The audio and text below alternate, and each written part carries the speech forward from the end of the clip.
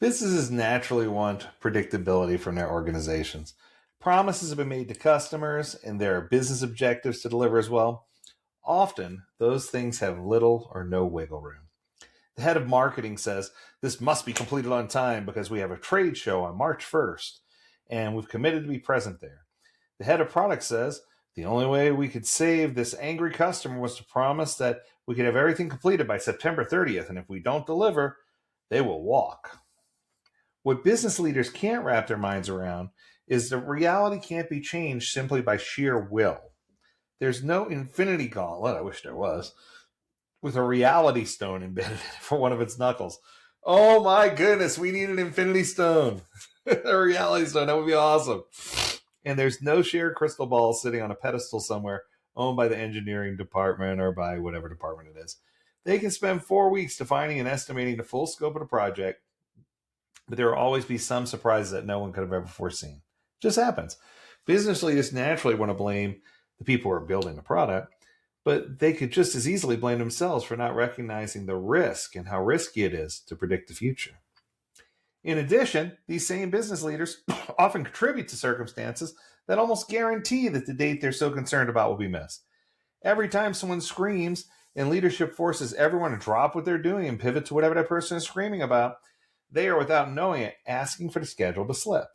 When priorities are constantly shifting, like tectonic plates in Ring of Fire, it's impossible to accurately predict delivery dates, and no amount of heroics are ever going to resolve that.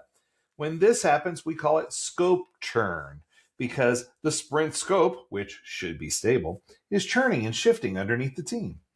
Teams and leaders are often oblivious to the impact of scope churn. The consensus can be that that's just the way things are.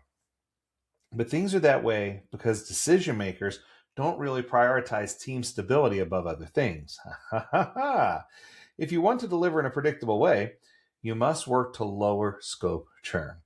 When priorities shift, one of two things will happen. Something will be removed from the sprint to compensate that hasn't been started on, and then we can add the next most important item as the first item in the next sprint.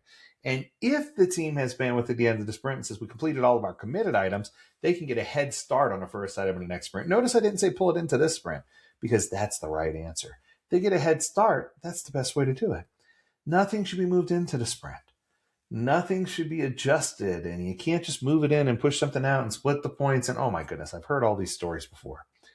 When you add new things to a team's bucket, something they planned is simply not going to be finished, period. And it doesn't matter whether you add it into this sprint or the first item in the next sprint. You can either decide proactively what will be, or you can wait and be surprised when the sprint ends. It's happening the same way either way. The wisest thing we can do is protect the plan as much as possible and do our best to not interrupt the team. If we keep them focused on their primary goal, they're going to be able to get a lot more done. So it's one of these things where the higher scope churn percentage, the greater the impact on the team's productivity. Scope churn is defined as an interruption. It impacts their ability to focus. A lack of focus means lack of delivery, and it all just falls out that way.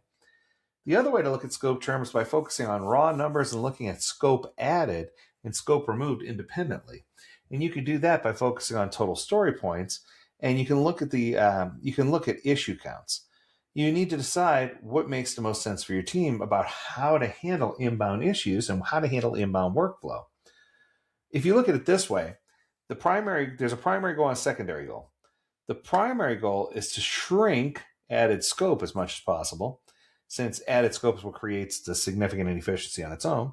The secondary goal is to make added or removed counts as close together as possible so that when you add scope, even in the next sprint, you're removing something from the current sprint to compensate so that it has the best chance of balancing out. That's the easiest way to figure out how to get things done without making the whole team in an uproar. Anytime you decide that you're going to add scope and you end up adding more scope than you actually remove, you're causing the team's total scope to increase over the course of 2 or 3 sprints.